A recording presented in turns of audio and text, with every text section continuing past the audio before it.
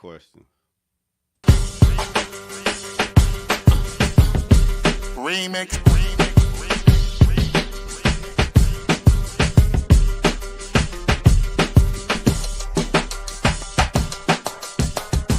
Remix. Remix. Remix.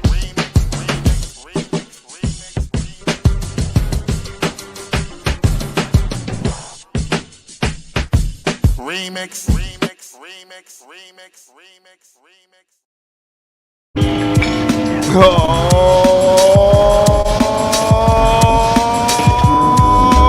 yeah.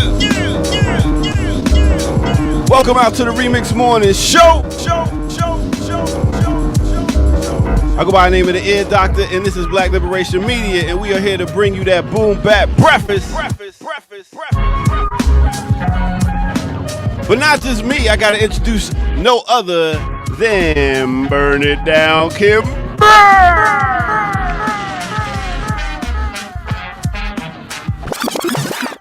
And the crowd goes wild. Yeah. It's like I'm getting What's up, crowd? What's up, chat? Good morning, Ear Doctor. Good morning. Hey, we gotta come up with our own salute, like everybody else be having. Like Elon Musk salute. Yeah. No, I'm kidding. Everyone, you know. We gotta do the punch. The punch. Damn, there it is.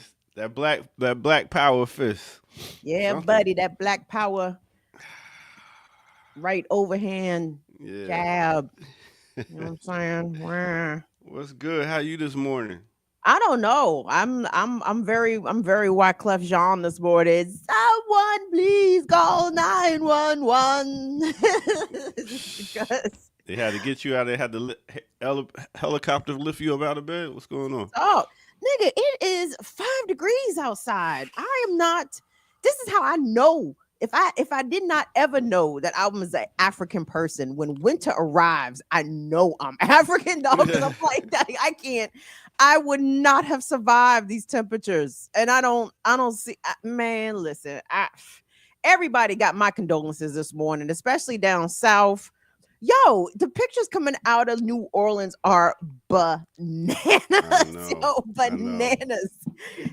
They say that New Orleans, Louisiana, has not seen this a record amount of snow in like 130 years. Something crazy. What? I thought it was like 15 years. No. Oh, Over 100 years they have not seen. This is a record snow. They've not had this amount of snow ever. Louisiana, chime in. Do I have this correctly? And my assumption is that these snow records have been smashed across the South altogether. Okay, we got 130 years. I'm seeing. That's what I said. And guess what? I Wow. just said that. But yeah, so I know. It takes a while. You have to program yourself to hear women when to they believe say you. Oh, believe. Exactly. No, you said that right. You got that to right. believe. That's right. I hear them all the time. I mean, yabbity, yabbity, yabbity, yap. I mean, I get it, but to believe them? Come on. Thank you. Tell the truth. Be honest out here, doctor. Tell the truth. It's not that much nuance. Speaking of nuance. The nuance. About K. Franklin. See, look at Kamau. Kamau is a man who absolutely hears women. When women speak, he hears it and he receives it. You know what I'm saying? Exactly. But he doesn't believe it. He does. He need more people. Exactly. We don't believe It all depends. Kamau, you don't. I feel that way about dudes too. I You ain't really lying. believe anybody. A bitch Like, is a bitch. You know what I'm saying? Let's get it. I know because y'all know, but see, I appreciate that y'all, sort of backhandedly admitting that niggas will tell you anything, dog. Oh. Like, I'm so. Or to get is that what you're talking about? To achieve success in certain areas? What do you mean? Period. What are you talking about? Oh. Niggas will tell you anything. Also, you understand? Like that. That's a Listen, blanket statement, and I stand on that. I don't believe people come and talk to you unless they want something. Think about it. People don't usually come and say anything to you unless they want to have some type of interaction. They want something from you. Maybe I'm wrong. I don't think that's completely wrong, and I don't think it's completely outside of the realm of humans, Human socializing. nature. It's to try to get. But I also think things that people may want could be camaraderie. It can be friendship. It So they can want be something. no. But I'm just saying that all the things that people want may not be on the level of May not sort be of a material transaction. Yeah. It could be a social transaction. though. Yeah. That's why churches still do so well, or things or places for people to gather. But when you're ever at the gas station, Well, that's one place where we don't want to socialize. Yeah. they want something. Look 3 ways. Yeah. Exactly. It might be your car. Fuck around. How you making out this morning, Kamal? With are the children in school? Out of school? All that They're fathering. not in school. Mm. They're not in school. And it Okay. makes no sense whatsoever. It is literally 30 degrees or 25, hitting 40 today. Mhm. Most of the snow is cleared. It just was an extra free day. They don't know how to do capitalism right in DeKalb County. It's like, I don't understand. I thought y'all wanted the parents back to work. But no, they have a third day. A third off day. Shout out to Kamal's kids. Winning. Go ahead, kids. We was just over here discussing something, Kamal, before you came on. And you forgot, or you just first trying to bring it up? Forget. Oh boy, here we go. They warming up to it. They warming up to it because I was sniggling with my good brother here, the ear doctor, about your message in the group chat yesterday about why you couldn't make the remix morning show yesterday. You said, "Oh, the kids is out of school, they got to use a computer, and I'm by myself." And I'm like, "But you by yourself with the 4th and the 7th graders, sir, not with the toddlers, not with the 3 and the 4." It might as well be. It might as well be. And I started thinking about how many single women say, "Oh, I'm by myself." 24/7. Listen, Or you can take it that I'm leading the life of a single woman. Oh, I don't think so. I'm basically responsible for a lot out here. Now, You know what I'm saying? first of all, everybody knows that if you was really out here, single parent, single father, your kids would have been and got dropped off at the firehouse, sir. We know that. We know you would. Or I would have been got married again. I would have been like, ooh, All right, it's too time to much. tie that knot.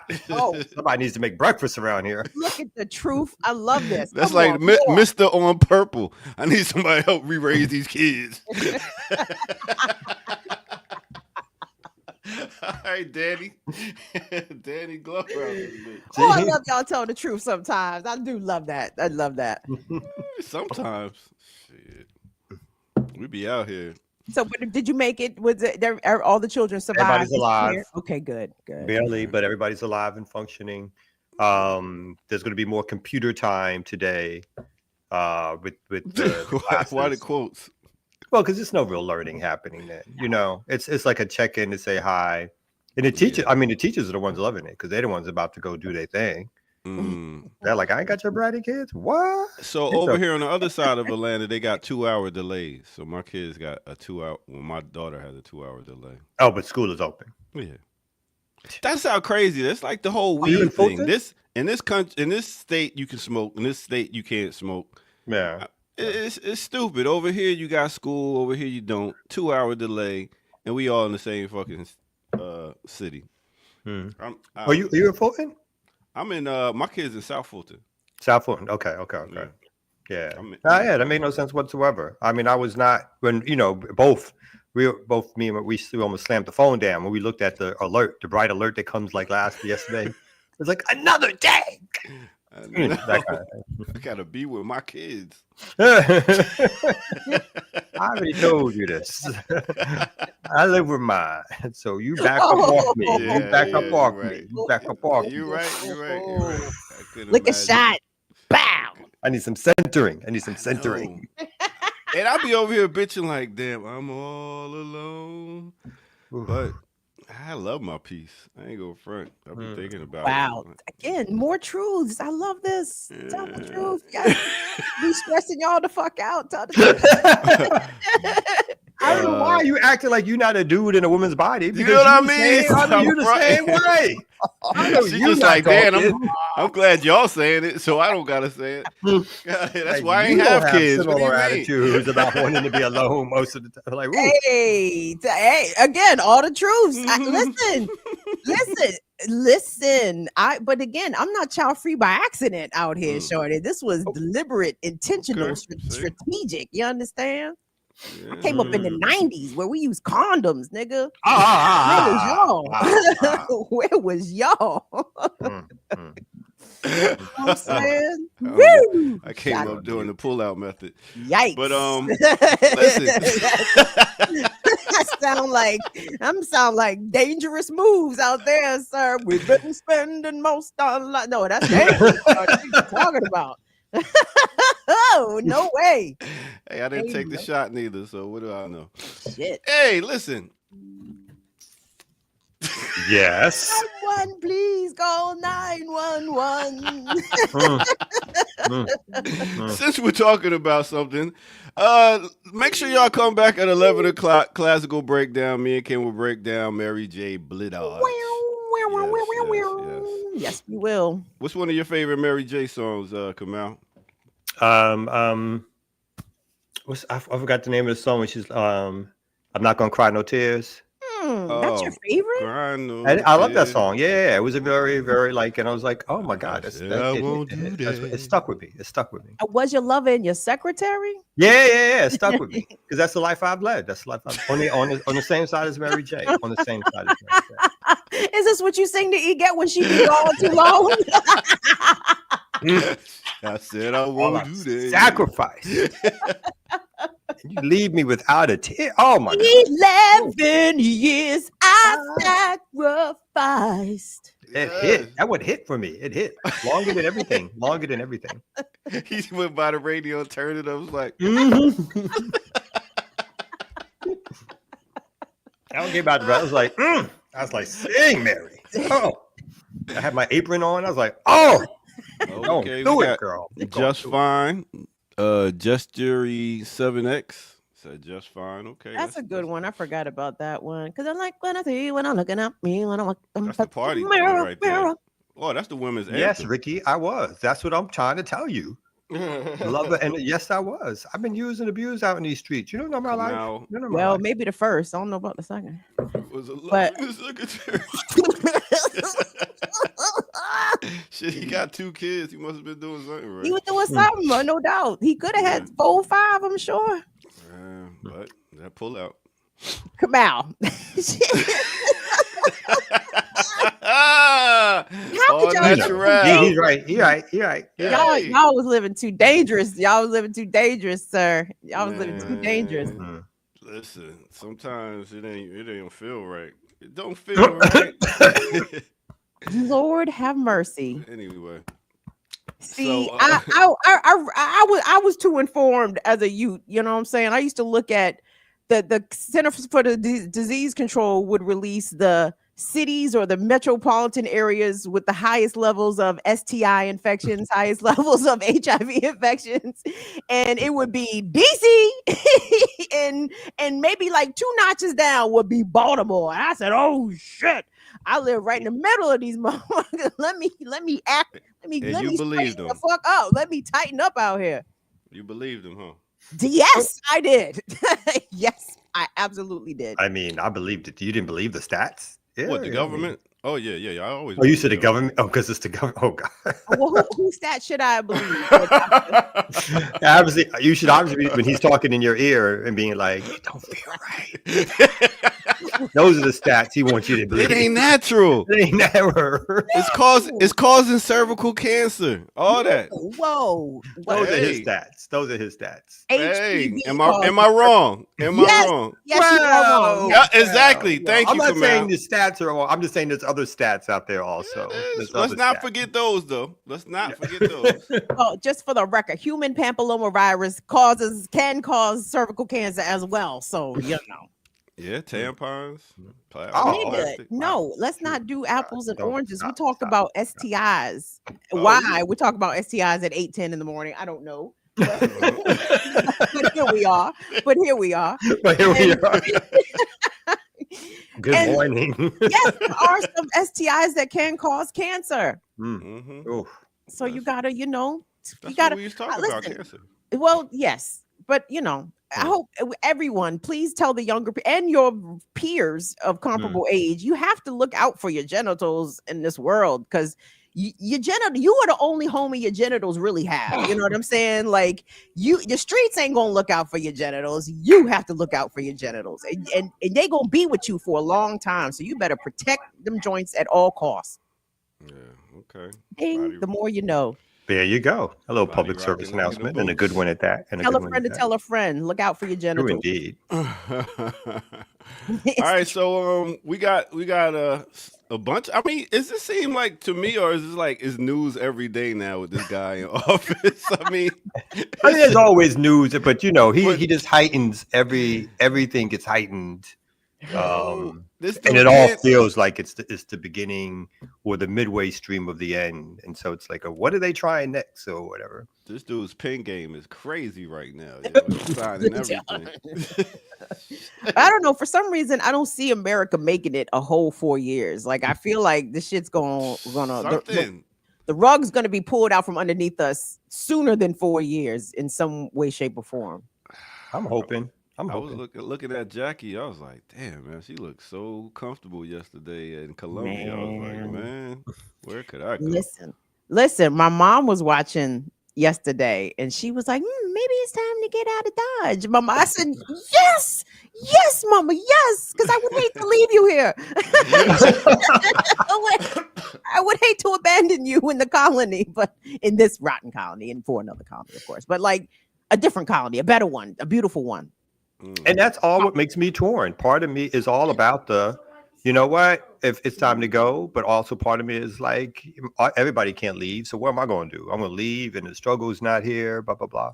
And then that little part of me is also like, I'm not going to let you run me out kind of thing. So whatever, like if I leave, you get stronger kind of. So I'm always torn, but I do, an extended vacation may be in order at times.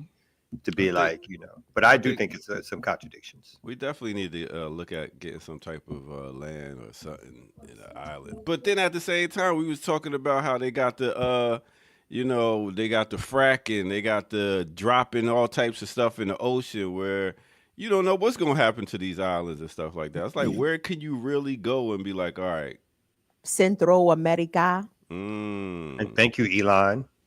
Expatriation isn't freedom. Imperialism is literally a global system. You can run, but you cannot hide. That is absolutely correct. Flight is not freedom, but at the same time, it's peace of mind. Some distance. There is some distance. There is some peace of mind and some distance.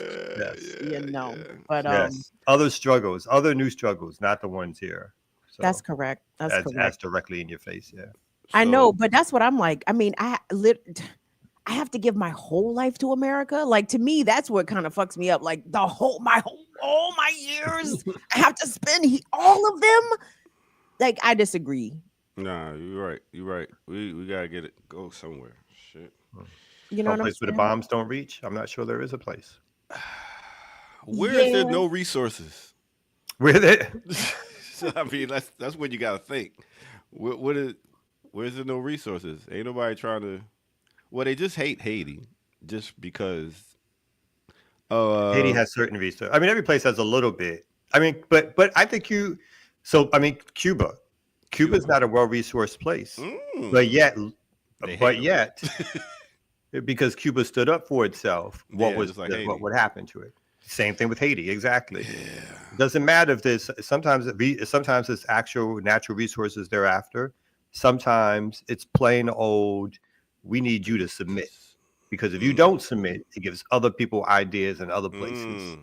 So, but unless you're ready to submit. I'm always, I shamefacedly, I do watch Finding Your Roots with Henry Louis Gates, right? And I be peeping the stories of, especially the whites, especially the Jewish folks whose ancestors were in the pogroms or in the ghettos, and they, great Uncle Herschel had the foresight to leave to pick up the family and go. Like that sticks with me sometimes, because I'm like, because what's the alternative if they not left? Mm-hmm. It was going to be bad news, right? So that's what I'm thinking. Like, are we the frogs in the pot as the water begins to boil? We're aware that the water's getting warmer. You know what I'm saying? But I don't want it to be too late to jump out the pot before this shit starts to boil over. Does that make sense? So No, that makes perfect sense. I get the inclination, because I'm down with it too.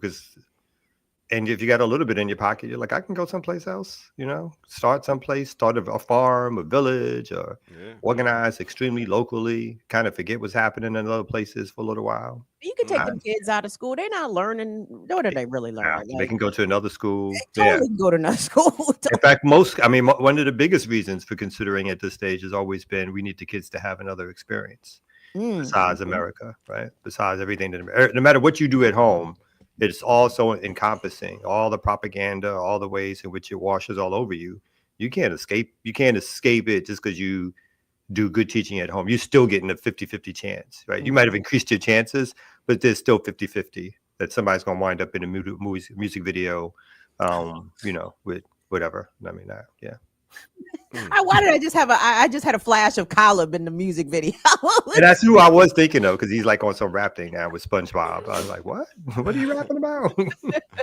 Have you guys ever considered repatriating to Ethiopia? Yes.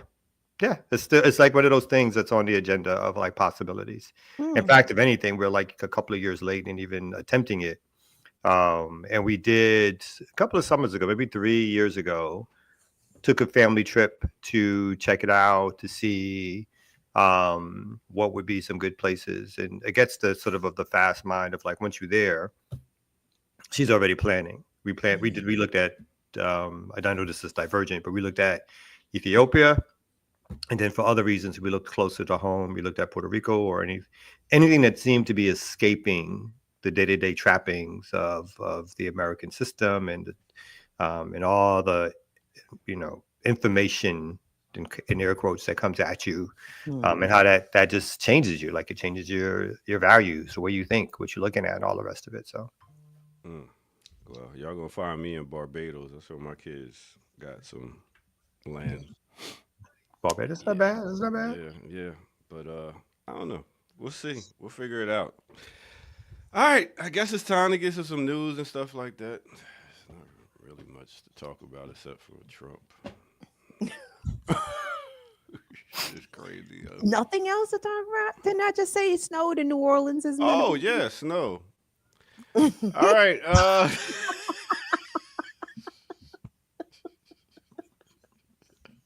Get on my He's face. like, I don't care. Just do the break. Just do your break.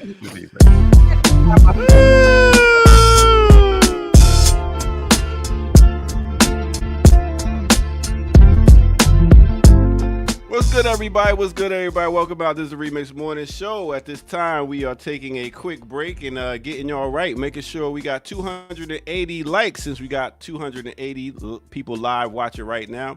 And if you're new, go ahead and subscribe to the channel and go to our Patreon, Black Liberation Media, and you can become a member over there and get footage that's rare. Also, since we are demonetized, we would love your donation if you can at blkliberationmedia.org. Yes, that is how this train continues to move. Let me get my shirt straight here. All right, so boom. We talk about hip hop. I wanted to drop to you, as you seen on the thumbnail, my top 5 hip hop movies. Starting off, we're gonna start with number 5 and get to our number 1. So my number 5 was gonna start off is with this movie called Dope right here. This movie came out in 2015. It was about the suburban part of hip hop. You know, we always talk about the hood, the ghetto, and blah, blah, blah. But this movie right here got to show the suburban part of hip hop. And it was very well written out. Showed dances at the end of the movie that we all did coming up. And yeah, very good movie. My number 4 is no other than House Party. That's right, House Party with Kid and Play came out March 9th, 1990. Y'all know about House Party, man. Kid and Play did they thing. Great comedy in it. Great dance moves. And it was rhyming. Everything all in one movie. We talking about House Party. That is a classic. Next, let's take you to Beat Street, the king of the beat. I say you're rocking that beat all across the street. Beat Street was a great movie. It showed breakdancing. It showed graffiti. It showed the Bronx. It showed everything. And it had a great scene at the end of the movie where it was a whole like concert with Grandmaster Flash and Melly Mel and all them rocking out. And in Treacherous 3, so many people, so many artists in this movie. Next, we got to talk about Crush Groove. Crush Grooving, body moving. This right here was my joint right here. Yes, we talking about Run DMC, Fat Boy, Sheila E. Sheila E actually rhymed in this movie. You didn't even know that. Curtis Blow. Man, so many people. Blair Underwood playing your boy Russ. It was a great movie. Had everybody, even had New Edition in there. I mean, it was one of the greatest hip hop scenes. And especially when you talk about LL Rock walking in the room saying box. And Fat Boys eating up all the food at the buffet. Crazy. Great. Last but not least, my number one joint you should watch if you're talking about hip hop. Oh, snap. I forgot one. Damn, I forgot one. My bad. The Get Down. The Get Down is a great series right here that came out on Netflix. It showed you and talked about hip hop from the disco era all the way to the 80s. When we're talking about from the late 70s into the 80s or mid 70s to the 80s. One thing I forgot to put up here, but was Brown Sugar. Brown Sugar is another one, came out in 2002. Crush Groovin' came out in 1985, and The Get Down came out in 2016. So those are my top movies. What's your top? Let's get back to it right here on the Remix Morning Show. Let's go.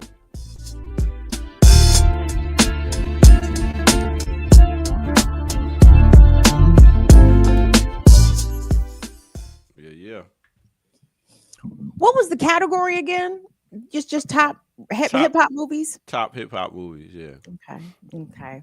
I forgot to put Brown Sugar in there. That was supposed to be my number number 2. I like what you call it. What you I'm like? sorry. What was the Netflix Down? one? The Netflix one? Yeah. Yeah. Good, right? It wasn't all it should have been, but I liked some of it, a lot of it.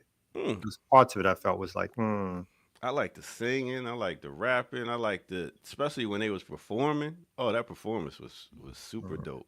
How they came together and did that. Yeah. What's the smirk there, Kim? I want no smart. Yes, it was. It definitely was a smirk. It definitely was a smirk. When you were talking about the performance, I thought about that. What Step Up? One of those we're gonna teach a white girl to dance movies. You know with Oh, I remember that. Oh, you talking Jessica about Breaking? Alba or some shit. No, it's A more modern version of that. I forgot. I remember that. yeah. Oh. Well, I like to include Juice as an honorable mention because I appreciated the DJ battle aspect of it. You know, Q was an up and coming DJ. Yeah. Trying to make a name for himself. You know, he was local. You know what I'm saying? But he was trying to die. Anyway, I like Juice. Yeah. So Got some cutie pies and Juice too. yeah, I believe my list is official. I'll go with that. No, your list. I really don't have any objections to your list. I would have put House Party a little higher up, but that's probably about my only. We got Hustle and Flow. We got 8 Mile. Not the new House Party. You're gonna put that higher up? The new one? That new one that came out a couple of years ago? Hell no. There's only one House Party again. I mean, hey, well, does How High? No, How High doesn't qualify as a hip hop movie. You don't have no rapping. No, they didn't rap. Just acted and spoken. I loved it. You just gotta spit at least a bar. Yeah. But All right. good So list. that's Quality what it list. is. Thank you. Y'all can go ahead and get to it. I'll catch y'all later. Someone please call 911. All right. Hey, Kamal. Uh-oh. Okay. Somebody must be talking to him. Or how come I don't hear Kamal no more? Either way. Ear Doctor, let's go ahead and 2-step into the news. I'm here. That's 2-step. I was setting up some stories. Oh, beautiful. That's all. Look at you.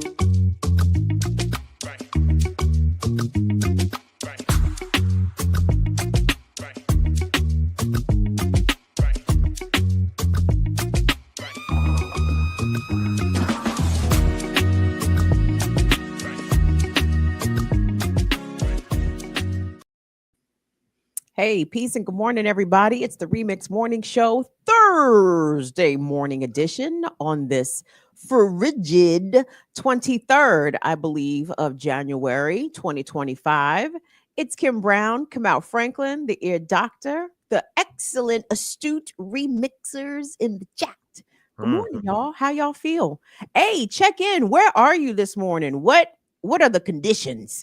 What are the conditions? Because again, come out. I'm always reminded winter, every fucking winter. That's how I know I'm black. That's how I know, regardless of my depleted melanated state, my European ancestors, these niggas don't not be looking out, shorty, because I am never equipped for winter. I'm like, this is torture. And I think about our ancestors.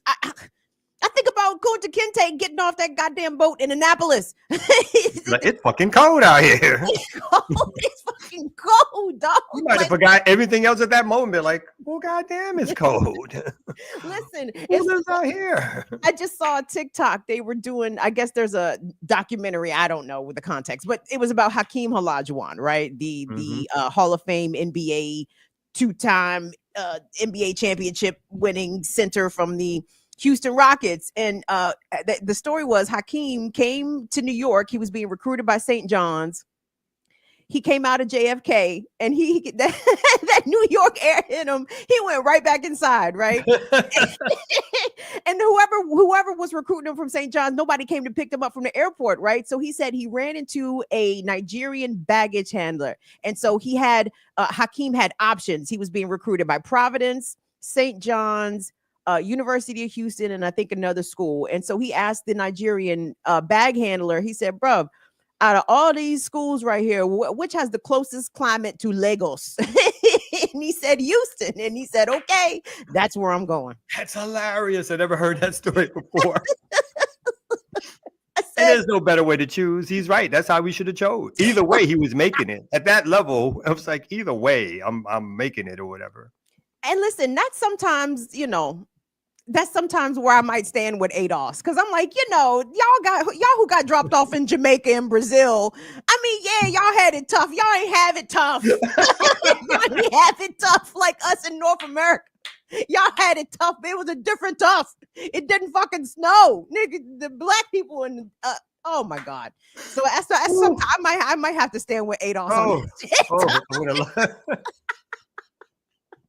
Like, y'all had mangoes in the trees. What are y'all talking about? You know why y'all can't get reparations? Because you did not have to endure 35 degrees in January on the plantation. That you know, I'm not mad at you. I'm not mad at you. ADOS might have a point, though. We got to throw in the snow tax. Did y'all have to endure snow? Yes or no? No? Okay. Then that's all ours. That's all ours. Give that to us. That's right. And there was no winters off. So, hey. Right. Exactly. No winters off. But anyway, speaking of no winters off, Trump is coming in. I thought, listen, let me tell you how Trump is kind of reminding me of Biden. I'm like, nigga, you've been on the job 2 days. I see you already slowing down in terms of his cognition. He looks kind of haggard. I'm like, dog, you only been working for 2 days. You looking like shit already. He may not make it. He is the oldest, after Biden now. He's now the newest, oldest inaugurated president ever. But he didn't slow down in a way by, I mean, again, I think there's different standards. Trump started, I think everybody expects Trump not to make any sense whatsoever, mango words, sentences, ideas. And so when that's your starting point, it's kind of like, who cares? Like, and he's a rambler. That gets him off the hook. That part, and it's a good thing that he's, the puppet and not the puppeteer, right? Because whoever's pulling the strings behind him is keeping his pen busy, as the ear doctor has said. So you want to start with Trump because he already, he did some shit yesterday that deeply uncool. But the ones that I have to start with for Trump are, let me see which one I got here. There was a justice. Let me see. He pardoned 2 DC cops yesterday. One who was convicted of murder, the other who was convicted of helping to cover up the murder of a young man, Karan Hilton Brown, who died as a result of being pursued by Metropolitan Police. His crime, riding a moped without a helmet. And the cop Wow. hit him into traffic. He was struck by a vehicle. He was killed. Terrence Sutton was charged with second-degree murder, convicted on second-degree murder. I think his supervisor, Zabowski, was also convicted on a crime relating to helping to cover up. They were both. It was historical, Kamal. This was the first time that DC cops had ever been convicted of murder or charges relating to whilst in the line of duty, while on the job, right? And they were out on bail or allowed to remain free while their appeal was pending, which I thought was some fucking bullshit when it happened. I'm like, this man just got convicted of murder. Put him to fucking jail. What are we doing? So they were out and about on while their appeal was pending, and Trump on fucking day 2 pardoned them. Mm-hmm. So I have this. I just pulled that story up. And as you said, President Trump on Wednesday issued full and unconditional pardons to 2 Washington, D.C. police officers convicted after a chase that killed a young black man in 2020, in an episode that led to days of protests and clashes in the nation's capital. Mr. Trump granted clemency to Officer Sutton of the Metropolitan Police, who was sentenced last year to more than 5 years in prison for second-degree murder and obstruction of justice in the unauthorized pursuit, which killed the man, 20-year-old Karan, Hilton Brown. Officer Sutton was the first DC police officer to be convicted of murder for actions of the city. Issuing the pardons was not the first. Part of this, it seems to me, is that this is probably his give back to the police after releasing the 1,600 rioters on January 6th who spent their time beating up at least federal officers. I'm not sure if any local police got beat up. But maybe for him, this is his way of saying, I'm gonna give you back something to keep you to keep y'all quiet or something like that. So maybe it's a tit for tat at the very least. And obviously, it speaks to his politics, where the police always have an excuse and or a reason and or a rationale to murder black people. I think it was the first day when he was in the Oval Office, and I can't remember if he was asked about these pardons or he just volunteered it. I actually think he just volunteered it, but well, of course he misspoke. It's fucking Trump. But he gave out false information. He said, these 2 DC cops, they were convicted of murdering an illegal, right? And I'm wondering, to your point, yeah, I'm sure he did pardon these police as an offering to the other cops, which, by the way, police unions across the country came out and condemned his pardoning of the J6 rioters. But Karan Hilton Brown was a young man born and raised in this city. Like he was not undocumented, but even if he was undocumented, it certainly should not negate the jury conviction of his killers, right? And it seemed like ain't no seams. I mean, Trump is not interested in the rule of law. Like he is tossing out jury convictions left and right, which, it is startling. I'm not going to sit here and act like it's not startling, because it just means whatever foundation or trust you may have had in the system, big or small as it may be, it gone, baby, because Constitution don't mean shit. Jury convictions don't mean shit. Trials don't mean shit. It's going to be a wild ride. And as you said, it says Officer Sutton chased Mr. Brown for 10 blocks, including at one point by driving the wrong way on a one-way street. He pursued Brown into a narrow alley, turned off his vehicle's emergency light and sirens, and accelerated. When Mr. Brown exited the alley, he was hit by another vehicle, according to prosecutors. It says as Brown lay unconscious in the streets in a pool of his own blood, Sutton and Zavinsky agreed to cover up what Sutton had done to prevent any further investigation of the incident. The officers allowed the driver who hit Mr. Brown to leave the scene 20 minutes after the collision, prosecutors said. Officer Sutton was accused of driving over the crash debris, and both officers were accused of misleading a commanding officer about the severity of the crash. And the union that represents these pigs, their reaction was that the police union had expressed dismay over the January 6th pardons, but praised Mr. Trump's decision on clemency for the two officers as a righting of an incredible wrong. Wow. Yeah. So they make it, again, just to make it plain, there's no, there's no murdering or killing of black folks that can't be justified, whether they attempt to cover it up or not. And again, as you said, the offense was driving without a helmet Yes. on a moped. Mhm. Okay. Come out. I mean, we are only, when I say enjoying is not really a right word, but we are only enjoying a small sliver of time in which some emphasis on some police officers are held accountable for the harm and killing that they do to people in our community, right? Because for the majority of America's history, definitely not a crime for cops to kill people, right? No one's getting investigated, no one's getting convicted or prosecuted, and if they are, the fix was in from the jump. They were going to be exonerated, or they would go to a bench trial and the judge would just flat out, let them go. But I mean, what's next for Trump? Like, I'm thinking, I don't think it's beyond the scope for him to pardon Derek Chauvin or some other high profile pig that has actually, been so-called held accountable under the judicial system. Well, here's what's next for Trump is to stop any investigations whatsoever into the policing system. So the Justice Department orders a halt to civil rights work. And that includes the Justice Department has ordered an immediate halt to all new civil rights cases or investigations and signaled that it might back out of Biden-era agreements with police departments that engage in discrimination or violence, according to two internal memos to staff on Wednesday. The actions, while expected, represent an abrupt about face for a department that had, for the past 4 years, aggressively is a strong word. Again, I'm reading from the New York Times, investigated high-profile instances of violence and systemic discrimination in law enforcement and government agencies. The first two short memos by the chief of staff of the department ordered a litigation freeze at the department's civil rights division to decide whether Trump appointees wanted to initiate any new cases.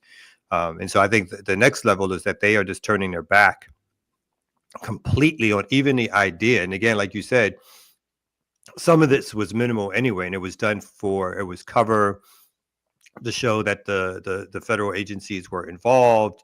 A lot of times they would do their investigations and not to conduct any prosecutions. But again, it provided this additional route for families and people to suggest that even if they didn't get justice at the local level, that they had someplace to turn.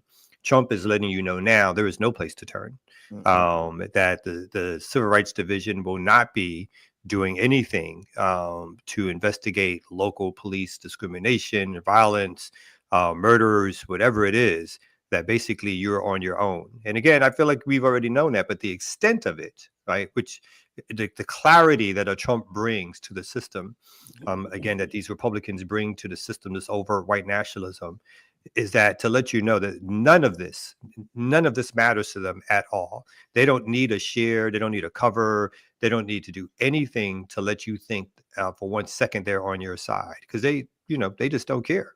Whereas the Democrats may use some sort of cover in order to suggest that they're doing something particularly for black folks in order to win votes. These folks are like, we don't need your votes. So, and more importantly, we don't care about your lives. So I think that's the next step it's happening in all the different departments and across federal agencies. Not only, as we spoke about a couple of days ago, are they looking to cut federal government staffing, but they're looking to get the federal government out of all investigations at a city, state level that serve any support whatsoever for making sure that civil rights are enforced. In fact, there's another story that they sent a memo saying that they want to make sure that, particularly this is in a DEI situation, but make sure that there's no federal investigations or no programs towards DEI. And they're asking people to basically turn in and to give them notice of anything that even smells of a DEI program that's still going on. And so, again, they're totally telling you that they're out the business of anything that has to do with any sort of racial discourse that suggests that they're implementing civil rights. So I know the Biden administration on their way out the door, Merrick Garland and them put I'm sorry, Louisville, the LMPD, the Louisville, is it Mecklenburg? I don't know I don't know what the M stands for, but the same police department that murdered Breonna Taylor, they are under a consent decree. And I've always been curious, like, to me, the consent decree is more, it's more, its positive function is more so as a document, as documenting the atrocities, right? Like, it's a report, like it's a good report generator of how this police department has been conducting itself historically in recent years, etc. But I don't know if it does anything to actually stem that behavior. You know what I'm saying? Like, it's more, they're more of a report generators than a behavior modification, right? These are suggestions that the DOJ gives these police departments, but whether or not they follow them or not, it's kind of like I think arbitrary. it's a little bit of both. I mean, there's a carrot and a stick with some of these consent decrees. So it's around whether or not you're receiving federal funding to help supplement resources that goes to the police. Once these consent decrees are entered, there can be staffing changes, changes in training and conduct and so forth. And so I'm not going to say I know what happens in every situation in which these decrees are applied and whether or not in some cases the policing gets a little softer and or a little better. I'm sure that can be the case, but I agree with you for like a lot of times these things again, and these are voluntary in nature, and usually the municipalities want to enter into them. And we saw towards the end of the year, there were some that were fighting back against Biden and entering them. But in the past, they would enter them because they gave the cover of we were changing our policing.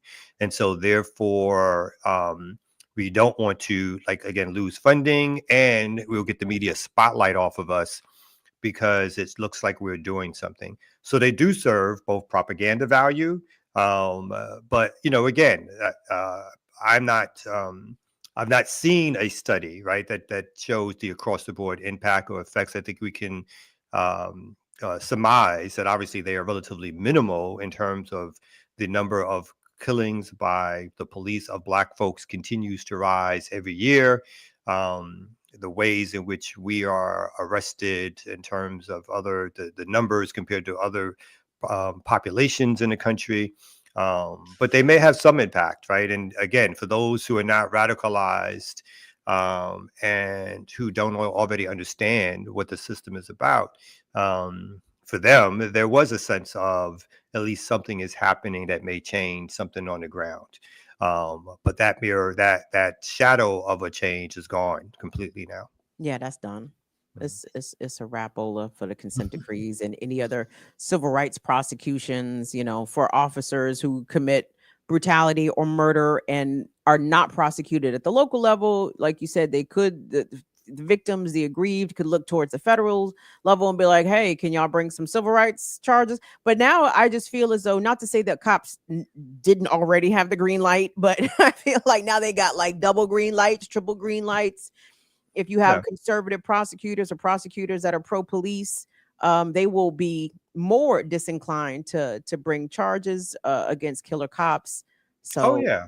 I mean, I do think there's a sense of emboldened, right? People do get emboldened when they see whatever small things that are standing in their way or things that may regulate them. Whatever those small things are, though, if those things are removed, I mean, you can't pardon 1,600 people who rioted at the state capitol and not think that's not going to embolden them. You can't swipe away any avenue whatsoever of policing the police and think that's not going to embolden them. Of course, it will embolden them, and that does mean more killings, more arrests, more shovings, more pushings, more beatings. All of that means that folks feel like whatever, again, small ways in which they were harnessed of course they feel like those things are going to be taken off of them and that they can go do even more so whatever they want, and worry less, get sloppier. They don't, care less about covering it up in ways that they think will help protect them. So of course, again, whether or not we think it's a huge difference, it's all up for debate and discussion, of course, but I couldn't sit here and tell you that it makes no difference, right? I think, of course, it does. If folks feel like they don't have to worry about another agency or the federal government stepping in and prosecuting them for civil rights claims when they got right after they got off a murder charge, yeah, I mean, like, why wouldn't that embolden me? Mm-hmm. Well, and speaking of embolden, Trump, as part of his executive order signing flurry, did away with a 2011 law that prevents ICE from going into sensitive venues such as churches and schools. And according to some stuff I've seen on social media, some of these ICE raids have already begun in places like Chicago, and are targeting schools and targeting high schools in particular. A couple of videos that I saw, and at least here locally, um, Montgomery County, Prince George's County, apparently they are reviewing their plans about what to do should ICE agents start storming area schools. And the Montgomery County executive, Mark Ehrlich, he said, obviously tongue in cheek, well, clearly that's where the violent criminals are, in the elementary school, right? Like, your thoughts about this, Kamal? Because schools and churches, like, is that where we're sending? Yeah, I mean, it's very Gestapo. You know what I'm saying? Like, it's giving big Gestapo vibes. energy. Right? It's this big SS energy here. No, I think, that is probably Trump's number one platform, is going after so-called illegal immigrants and pursuing them in any place. And so swiping away, and again, not anything around, and I think there's going to be some places, let me say it like this, where there's going to be battles, right? Because I think over the next few weeks, there is going to be a large uptick in these sweeps and so forth, even as a demonstrative motto to show his constituency that he's fulfilling his promises. And so not only is there going to be, and again, we're at a time period where there's quote unquote it's relatively calm at the border in terms of the numbers of folks who are trying to come in. And again, I'm always an advocate for people coming in by any means necessary. But despite that, there's already military being deployed, talks of National Guard being deployed. And the next thing is to challenge, particularly these neoliberal mayors and so forth, on their sensibilities. I think Chicago is going to be one example of this, of actually saying that their cities are sanctuary cities. So I do think that there is ways in which this administration in particular is going to want to show again that it is completely in charge. And that means sending out the stormtroopers. That means nationalizing National Guard. I even saw some stories that talked about how they would use the National Guard from red states to go inside blue states to carry out immigration policies.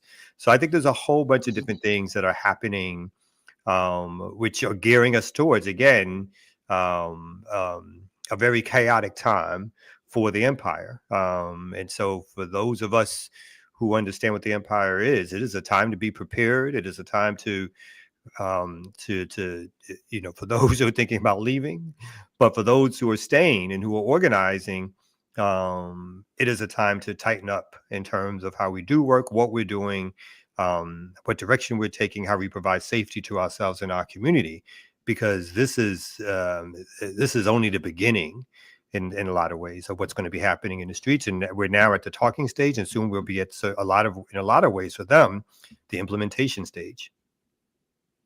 Absolutely. And, please, everybody, do some know your rights research as it pertains to what rights undocumented people have, because they do have rights.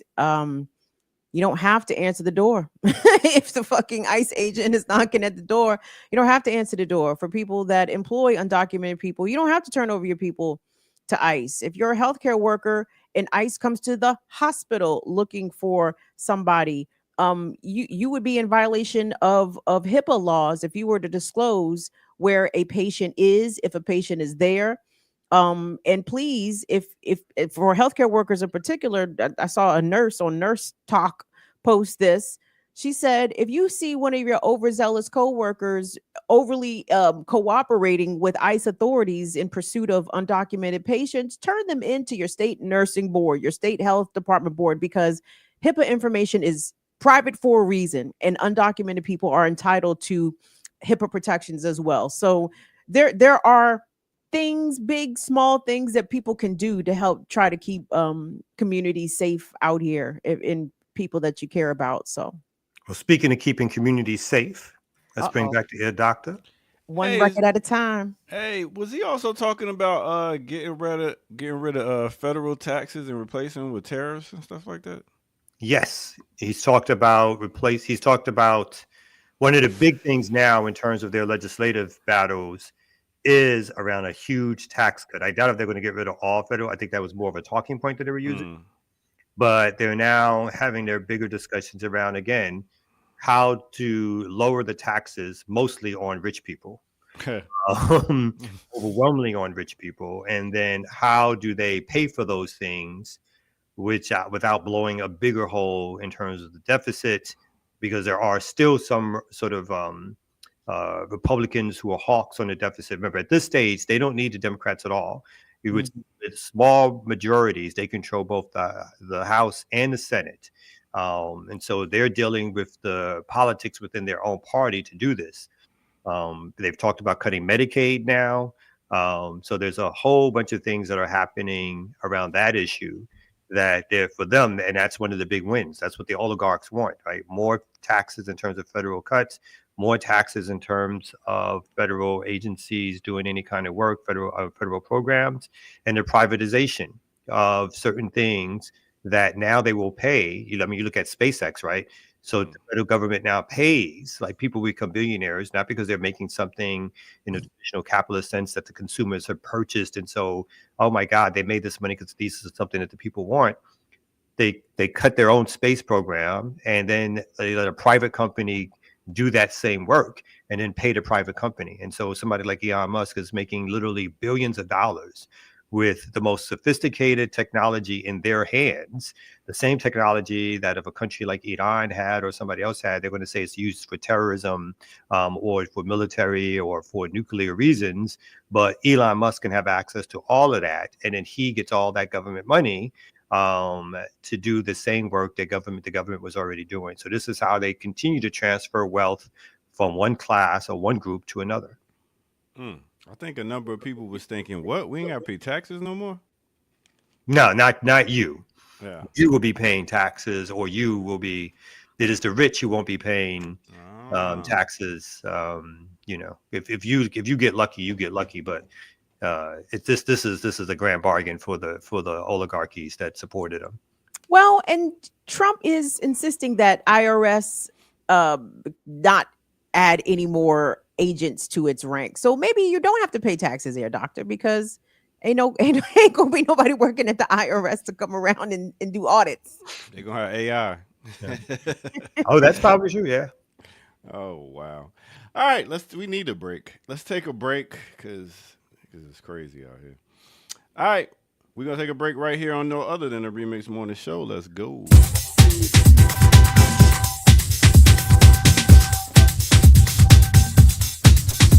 Time for a remix on a remix.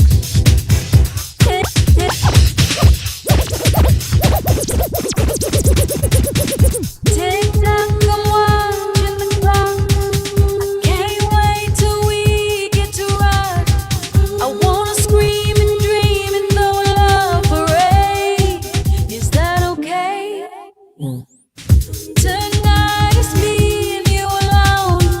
We'll make a call, won't even write a song. See, I've been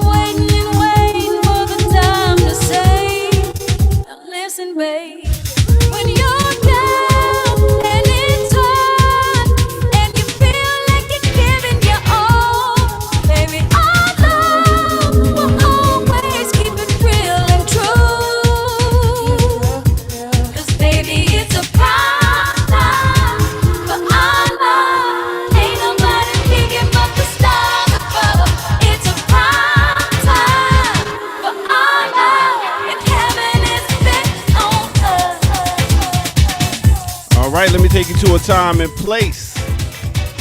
Let me take you back to 1988. We talking about with the Jungle Brothers album Straight Out the Jungle. The name of that song is called I House You, mixed with a little bit of 2013. That's Janelle Monáe off her album The Electric Lady. The name of that song is Prime Time with Miguel. That's right. Yo, make sure y'all hit that like button, subscribe if you're new to the channel. Go to patreon.com, become a member over there, and get footage that's rare. And also, you can donate at blkliberationmedia.org. We are demonetized because we be bringing that real boom bap breakfast. So that is how we continue to make this train go. So thank y'all for y'all donations, yo. Now, let's get back to the show, the Remix Morning Show, that is. Let's go, let's go.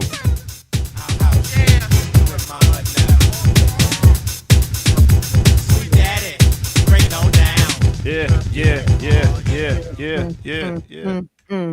I'll house you. What? I'll house you. What? So we do be bringing that boom bap breakfast, but is that the reason we're demonetized though? No, it's not. It's not. But Jungle Brothers don't get enough credit. Can I switch topics and go back to that? Yeah, Jungle Brothers. The Yes. Jungle don't get enough credit. Don't get enough credit. They should have been bigger. They De La Soul level for me. I think it's because the group kind of stopped putting out music because what's the name? The light skinned one, Africa. I think he started going a whole nother direction with his music. He was doing some like, how do you know what to call it? They might be Outkast before Outkast. You know what I mean? Kind of like messing with genres and hip hop and. Interesting. Yeah. And then the whole conscious movement kind of started fizzling out. You like that? You like my hip hop analysis, right? They were Outkast before. It was good. It was good. I dug it. Your doctor's not impressed, but Not at all. Outkast before Outkast. All right, we'll roll with that. The Jungle, the brothers. Yeah, Yes. And Janelle Monáe. Janelle Monáe. She is prime time, boy. Overrated. She's almost like she's so pretty. She almost looks artificial. She almost looks AI, right? AI, you know what I'm right? saying? Yeah. Like she's that pretty, and I don't think that she's. Well, how the fuck would I know? But I was gonna say I don't think she's all that altered, right? I don't know. Oh she's no. That's all her. That is all her. Yeah, that's not fair. That's all You got unfair. to compete against that. Oh, well, ain't no competition. You know what I'm saying? But like, I mean, I'm just saying. But people who are that naturally gorgeous and talented, no less. Jesus. Well, she likes men and women, so Stole all the blessings. Yeah. That's how I feel about being that naturally talented. A snort. I gotta get a snort from that one. God damn. I love. I mean, that's Gemini. You understand? You see how Tupac is a Gemini. You see how Kanye West is a Gemini, and then there's Kamau. It all makes sense, right? Like that confidence, baby, cannot be dimmed, even if it's unearned. Yeah, it's not unearned. You should be confident, but I'm just even if it was unearned, you would not be dissuaded by. Keep it up, bro. Keep it up. I like it. All right. All right. All right. Thank y'all for coming on the Remix Morning Show. It is 9:06 in the morning. We have approximately 370 viewers. We should get those likes up to 370. We got some more news on the way. I had what I thought it's kind of funny, not funny. But your man who did, and this is still on the inauguration stuff. So you had your man, the Detroit pastor, I guess, who did the I Had a Dream speech. Mm-hmm. So I don't know if we really played that because he went from doing that to all of a sudden he issued his own cryptocurrency. And this is just the buffoonery of the time. And look at this room. I want y'all, before I play, look at this room. And this black preacher, and look at the rest of this room. Closely. Get the optics here. Now, so let me see how much to this. Go ahead. I'm sorry. In another time, Mhm, mhm, He would have been on the other end of a, a mhm. dangling device, Mhm. right? Would that Wait, get with all the white people looking at him Is like, that the White House? Because I mean, good lord. but he is doing his job, which is to entertain. So let me see how much of this I want to play. 7th president. Heavenly Father, we're so grateful that you gave our 45th and now our 47th president a millimeter miracle.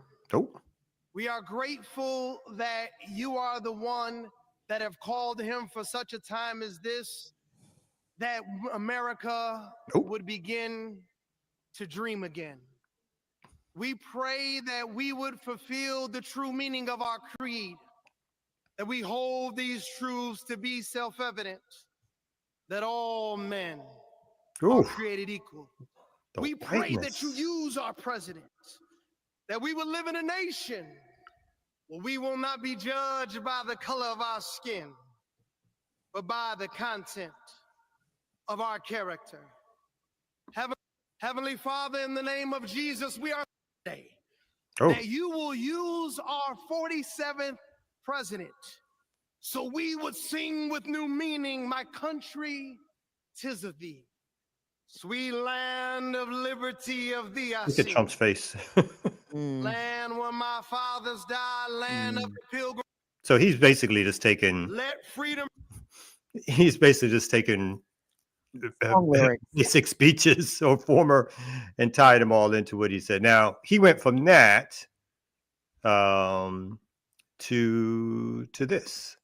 So after he's got a lot of publicity off of the fact that he used Dr. King's speech. These days there's no such thing as bad publicity for some of these folks. So from him, he went from being. I need you to do me a favor right now. I need you to go buy the official Lorenzo Sewell coin. I want you to be able to see politics become manifest, not just in a way where we're praying over political gatherings, but where we're seeing us become the hands and the feet of the Lord Jesus Christ. Would you help me? Would you help us in this endeavor? Would you go and purchase the coin in order for us to do what we need to do in the ministry? We do transportation, housing, education. We heal medical, mental, and dental illnesses. I need you to do me a favor and go and get that coin in order for us to accomplish the vision that God has called us to do in our earth. I give God glory for what he has done, but we know that King's dream can only be fulfilled if we acknowledge that people are living in a nightmare. So here's your. And that nightmare can only be solved if you go buy some cryptocurrency to help support him getting his whatever it is that he wants to do. I mean, he said Jesus and God need you to do this. He said we gotta, in order to do the work that God has called us to do, we need you to go buy this coin. What in the world? The naked um uh uh erasure of the lines between church and capitalism, like again, I appreciate it on some respects, but it nauseates me on many levels, right? I'm not a religious person, but I do have beliefs. And I know that many a church person across the racial lines, by the way, white folks get took by their churches all the time also. The Catholic Church as a prime example, but it's just gross to me to see people play on others' faiths and beliefs, and basically in order to enrich themselves. You don't have, if this man wants to do work aiding the community to get health care, dental care, transportation, you can do all that without contributing to the crypto market. And it's just so blatant, the grift and him appearing with Trump, is keep the grift going. He got some positive momentum going on, so he might could come up during this grift. And that's the whole point of it, right? He feels he's on a come up, and now it's the perfect time to put his grift into action. I mean, he also literally said he heals mental illness. And that's what the coin will help to do, or whatever like that. And you're right, like he's basically out of tradition of a lot of preachers who, of course, have stolen from the larger community. And this just exhibits the new level of it. Like, so, I mean, it's unbounded, right? So this guy who comes, appropriates Dr. King's speech, and then and again receives a lot of pushback, a lot of negativity, but again, a lot of positivity, particularly from his white conservative audience that he is performing in front of. And then he sees it as this is his chance to be on the come up. And what do you do these days when you want to be on the come up? You get that crypto out, right? And again, the Democrats preach this too. That was Kamala's message, particularly to us as Black men. We're gonna get that crypto. We're gonna get those crypto loans, those crypto grants. I never even seen. I know it's all electronic, whatever. I was like, I don't even know what a crypto is, kind of thing. And it's somehow this has found its way into the ecosystem of somehow this is going to make us as a community prosperous. And this is going to do nothing but feed his already bad habits or whatever like that. But I just thought it was interesting how quickly he went from doing this Dr. King sermon to attempting to capitalize off of his newfound recognition and to push this crypto stuff. Well, it's smart from a trying to game the capitalist system perspective, right? Like it's smart. It was a smart play. And he knows, he had that captive white audience and whites love them a good token. He said, fuck it, I'll just put out a coin, be a token coin, token crypto, where the money resides. Should get in front of them white folks. Take them white folks' money. I don't give a fuck. Go ahead. I'm sorry. No, that's exactly no. That's exactly right. That's exactly right. So there's a couple of other stories that have to do with Trump that I pulled up. One, going to Cuba. No. Before we do Cuba, so there was a recent survey that was taken that said part of the reason Biden voters passed on Kamala Harris because of Gaza, new poll shows. So I wanted to read that a little bit. It says. Where did it disappear? I'm sorry. Where? Oh, this is in the Middle East Eye. Oh, of course.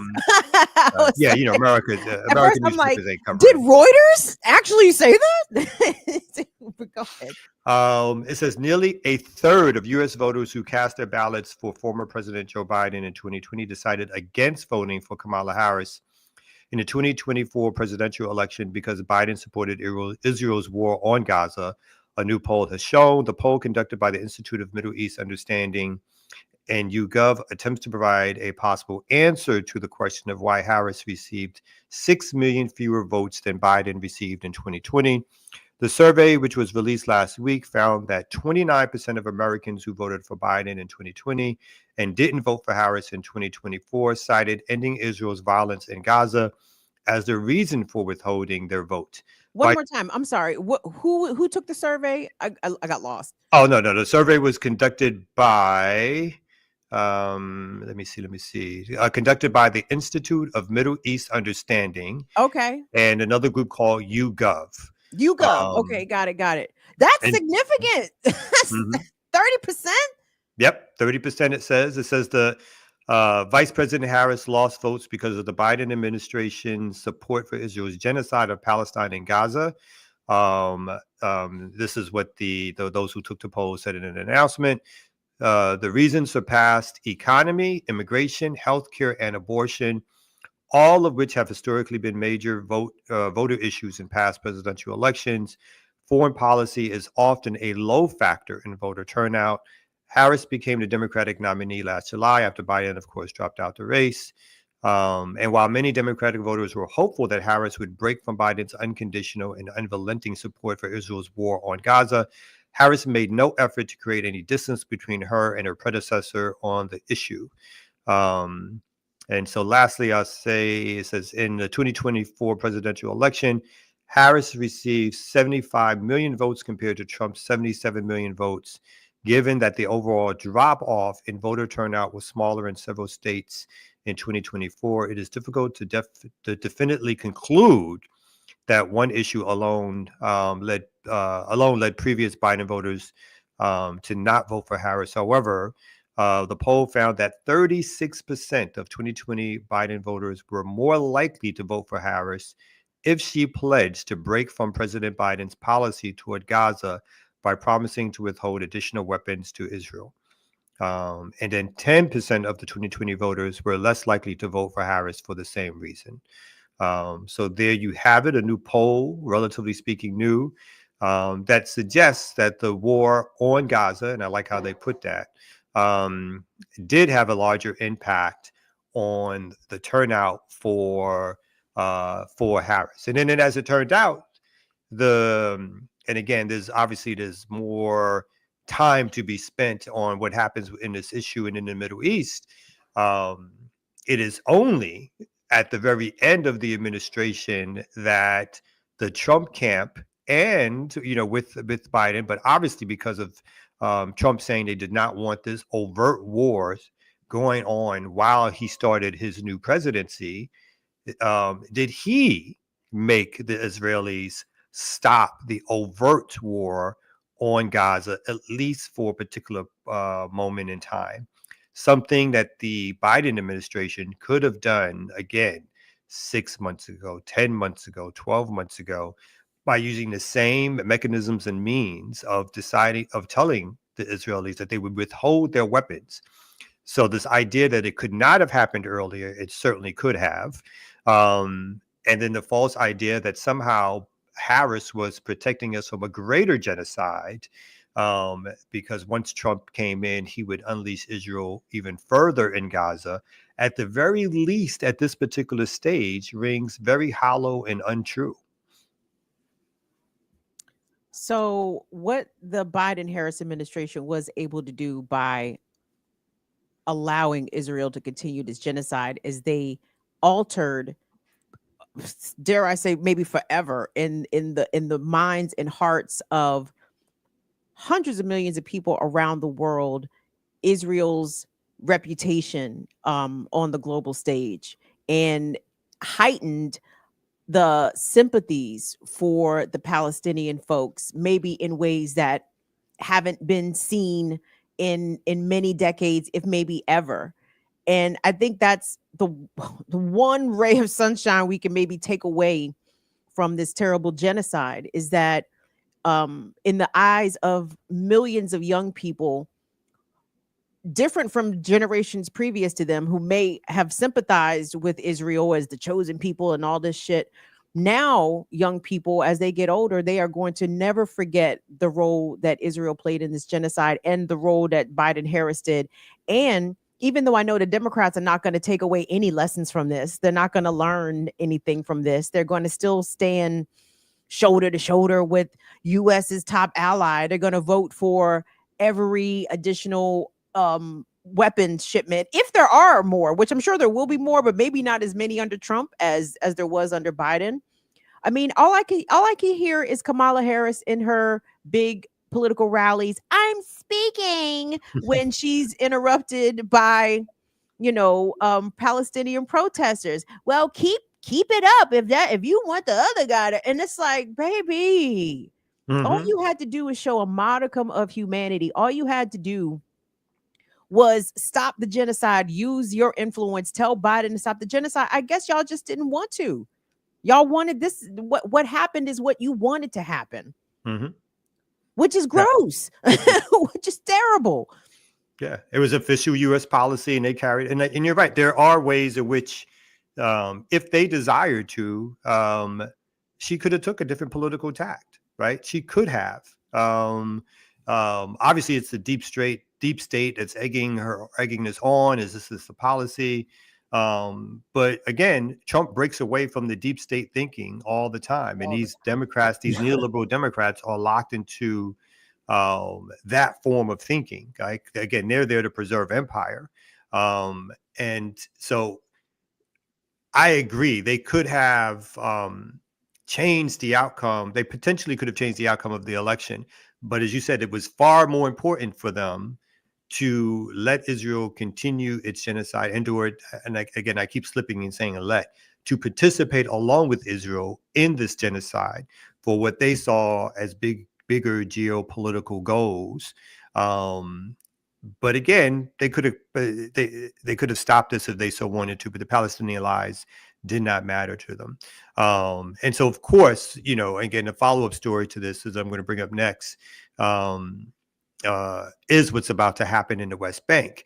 But again, the idea that the Democrats tried to sell to people that things would get worse in Gaza if you voted for Trump at this particular stage has shown itself on its face to be a complete lie, which means that in addition to that, it's shown itself on its face that if the Democrats had a concern, an inkling, a desire to end it, to end that war on Gaza months and months and months ago, that it certainly could have, but it didn't want to. And part of that cost was losing the election. But again, for them, the strategic goal of what was good for empire in their estimation was to allow that genocide to continue until this particular point. And so that no one thinks that we are suggesting, of course, that Trump is a friend of No, but Trump said, Yeah. stop this shit. And guess what?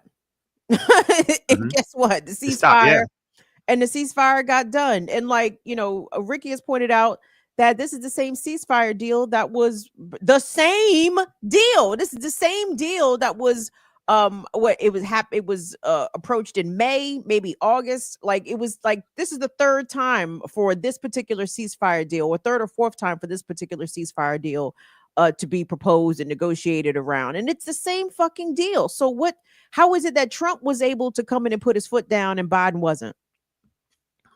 Because he didn't want to put his foot down. He didn't want to. He didn't fucking want to. He did not want to. Mhm. And so what Trump has done in terms of what's happened, the continued war on Palestinians in their own land, Trump halts sanctions on Israeli settlers, threatens to seize assets of war. Crime investigators, I'm not sure how that last sentence connects. Trump lifts sanctions against Israel settlers in the West Bank. Within hours, Netanyahu launches a new invasion. And so in his inauguration speech on Monday, Trump said he wanted to be known as a peacemaker and unifier in his second term before applauding his own efforts to secure a ceasefire between Hamas and Israel and a return of 3 Israeli prisoners from Gaza. But later that day, amid a rush to executive orders, Trump seemed to betray his own vision of peace. I mean, giving a little bit benefit of a doubt here. He lifted Biden-era sanctions aimed at curbing Israeli settler violence against Palestinians in the West Bank. He also rescinded a policy that had blocked sanctions against the International Criminal Court, putting those who try to hold the U.S. and its allies accountable for war crimes at risk of a new round of financial penalties. Within hours of lifting the sanctions, Israeli settlers attacked I think it's Tanasfut, a Palestinian village in the West Bank, injuring at least 21 Palestinians and setting fires to homes, cars, a nursery, worship, according to village officials. Despite the ceasefire, the Israeli military had been raiding homes and mosques, detaining dozens of Palestinians across the occupied territory, including children and journalists.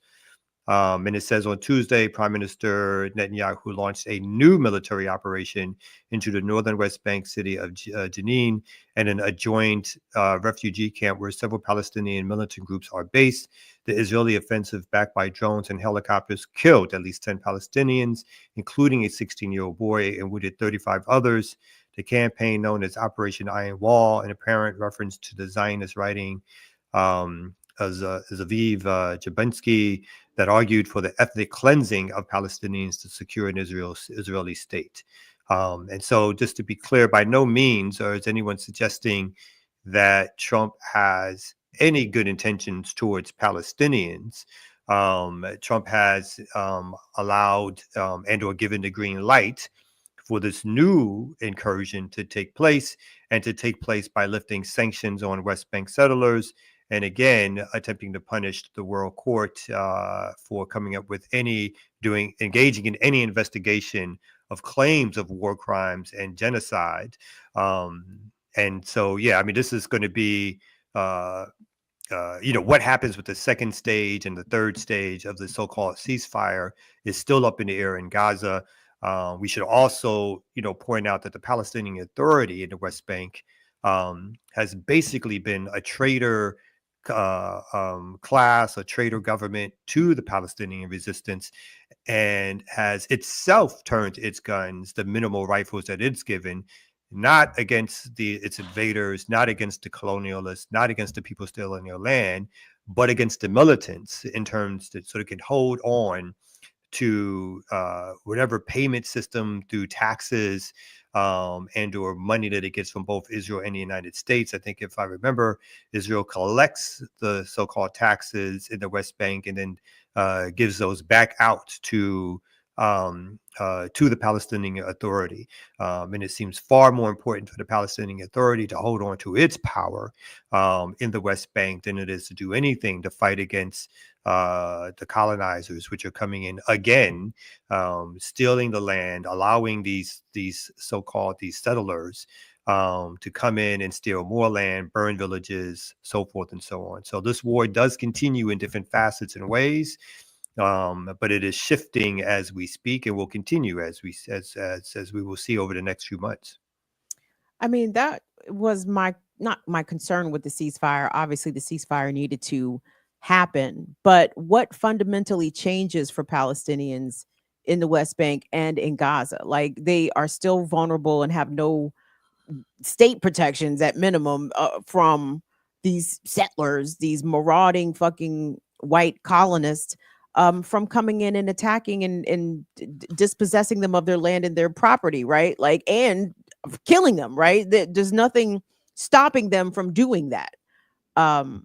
And a ceasefire, unfortunately, doesn't change that. Even if the ceasefire in all of its stages is successful and the prisoner and hostages, all that gets rectified, what fundamentally changes in Gaza? And what is to stop the Israelis just from coming in and outright seizing the land, even though I think that is part of the ceasefire agreement that they won't do that.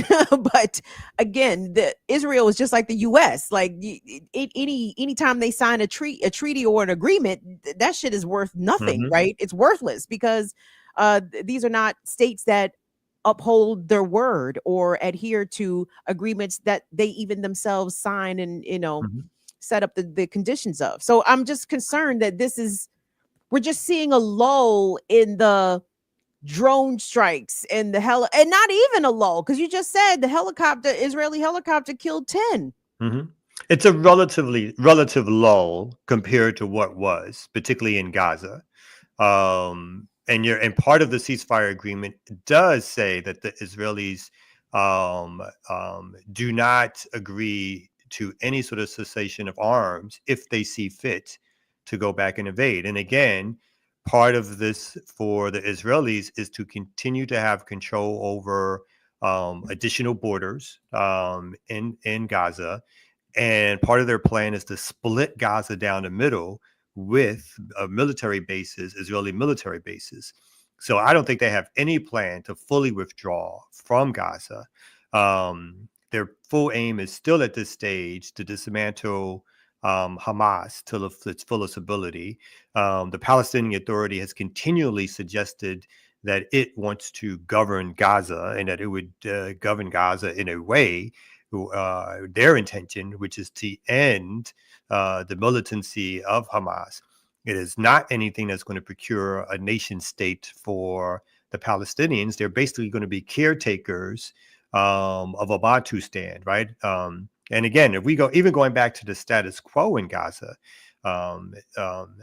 remember, there's so much rebuilding, literally billions and billions of dollars of rebuilding that has to happen, even for people to have a remnants of a life that they had before. And even before, that life was one of not having enough food, not being able to leave Gaza and re-enter Gaza, not having access or control over their water, constantly being bombed and invaded at different peak points when Israel so thought it was the time to do so. So that stuff is still on the table. But of course, for a population that's endured 18 to 20 straight months of war against them, basically bombs dropping, buildings destroyed, schools destroyed, mosques destroyed, they are looking for a respite, right? And so for them, this time period in which they are not constantly moving from place to place to place, for them is a respite. Now, for the Israeli side, they may be, trying to provide a false cover of you think you feel secure, but we're going to ramp up this bombing again in 2 months, all under the guise of what like you said, trying to seize the land and push Palestinians off the remaining land that they have in order to fulfill the idea of Greater Israel, which again surpasses not only the Gaza and the West Bank, but additional parts of Syria, which they've now seized and have started to establish military bases on, parts of Jordan. And so there's still ideas around how this time period, the Israelis are attempting to expand and to control that landmass even more. And of course, Hamas is regrouping, the Palestinian resistance is regrouping. They were not able to destroy the resistance, but there's no doubt that they were able to weaken the resistance because they have personnel now in Gaza that they did not have before. It's still going to be a tense time trying to figure out what's next. So let's make our time a little bit less tense by bringing up the ear doctor. Ear doctor. It's time for a mental health break. All right, I'm with it. Is Let's it go. time? I mean, there's too much going on in this goddamn world. I mean, we need something. Anyway, let's go ahead and do that, and we got come back and let y'all get y'all next story together right here on the Remix Morning Show. Let's go.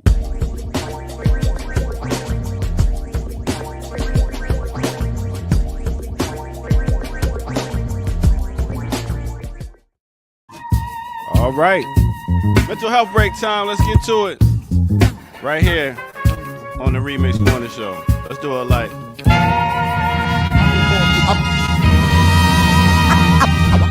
I've been off the chain since I lost my brain. This franchise player has never lost the game. They say lost of sanity is the cost of fame. In that all-terrain rover that cost them change. I'm Philly bound on the turnpike crossing lane. I'm all over like a shooter with awful aim. Pull up and crush it till they usher me off the stage. From the boss brigade, and we toss grenades. So give me death like the group home of Sharon Jones. Jam boy militia in it for life. Aaron Jones, I'm on top of the world, but I ain't there alone. Cause wifey with me with them Bugs Bunny carrots on. I'm in a herringbone suit, I'm so baritone. I am never satisfied. Welcome to the Terror Dome of the greatest man alive. Basically a miracle. Body slam the beat like I'm the killer Chris Jericho. All right, let me take you to a time and place. Let me take you back to 1973 with James Brown. Name of that album is called The Payback, and this is The Big Payback. Mixed with a little bit of 2013. Did I say 2000? I think that's right. 2013. That is Tony Touch off his album The Peacemaker 3, Return of the 50 MCs. And the MC on that one is Black Thought. The name of that song is Thought Process. All right, hit that like button, subscribe if you're new to the channel. Go to patreon.com, become a member over there and get footage that's rare. And yeah, you can donate at blkliberationmedia.org. Keep this train going. Thank y'all for tuning in. Now let's get back to it right here on the Remix Morning Show. The brothers are getting ready. That's the bank. Get ready, you mama, on the big payback. Nobody's better than James at beats, B. No one. Literally and figuratively, right? Yeah. Pow, pow, pow, pow, pow, pow, pow, pow, pow. Nice one, kid. I didn't even, yeah. That might be, yeah. No, that might be, there's probably truth in that, yeah. Music beats, yes. No one will ever. I mean, just think even this day. I think there was some survey maybe a little while ago that the most sampled artist of all time was James or whatever like that. And that just makes total sense. But see, I wonder, was James Brown really the genius or was it the musicians that he had? Because it's almost like I think of James Brown sound in the same way that I think of the Bad Boy sound, right? Like Diddy got credit with the executive production and all that, but nigga, you wasn't pushing no fucking buttons, dog. You was in there like, yeah, I like that. Yeah, give me some more of that. You know what I'm saying? Like, and that's kind of how James Brown was, like calling the all right, yeah, hit it on the one. All right, now Maceo, come on here, come on here with some horns. That's more than Diddy did. I think he was more on the maybe Quincy Jones, as in like arrangement and stuff like that. Ooh, no. Quincy's on a different echelon. I don't think James was even close to where Quincy Jones was, because he wasn't a musician. You understand? Like James Brown didn't play no instruments. But he knew what he wanted to But he- hear. He knew Yeah, what he he had wanted an to ear hear. for music. Yeah. I think. I think he Yeah. had an ear. And if James didn't find them motherfuckers for not being on time or missing a beat or missing a step, he provided the discipline that they maybe they needed. Discipline. Yeah, The now, discipline. Diddy did make him walk and get some cheese cake. That was a little discipline. Well, I mean, no, now you conflating, because the band was not producing. The band was the artist. They were not the production. I don't know, Chad. What do y'all say? Did James Brown, is he over credited with his musical accomplishments? Was it really the musicians, the Clyde Stubblefields, the Maceo Parkers? Like, are they the real geniuses here? And geniuses in their own right, yes, but I don't know. I think they got to be a collective, just like you won't say the Roots without saying Black Thought. You know what I mean? I know, but we don't say the names of the other musicians. We say James Brown. You know what I'm saying? Remember, I mean, James even changed Stubblefield. bands. Like when they wanted more money, and James was like, "Nah, you're not getting that." And remember, he came out when he got a whole new band, and Bootsy and them. Yes. and still And was still. like making hits or whatever like that. So it's not strict. It's almost like Prince Revolution, which I think is his greatest band of all time. But when Prince decided, you know what, I'm done with this, I'm gonna do some other things, and had new bands, he's still. And Prince rests on in my humble opinion, Prince rests on the genius of a James Brown for not all, but a lot of what he produced comes from a James Brown sound. I don't know if there's any other artist who I think is as influential. Come out with that musicology he dropping on y'all right like now. I said, and the Jungle Brothers we need you to relax. All right, cut that out. This is where I disagree. This is where we agree to disagree, because again, Prince, a musician, you know what I'm saying? Prince can play everything in there. Again, James wasn't playing nothing. He didn't play a thing. And I think that makes a difference. I don't know. Again, because Prince, Quincy Jones, like you talk, these guys are like for real. Like I can read musicians. Like I can go in there with liner, and write the notes in the 3/4 tempo and all that shit. Like that wasn't James Brown, but to Kamal's point is just like Prince. Prince didn't need the band. Prince made the band. Like he got different bands and but that's the point though. James Brown needed the band because he could play the instruments on his own. Prince could go in there and play the drums, play the but bass, he still got a whole guitar. nother band. That was the point. Like he could still do it with a whole nother band. Like James could do what he did with a whole nother band.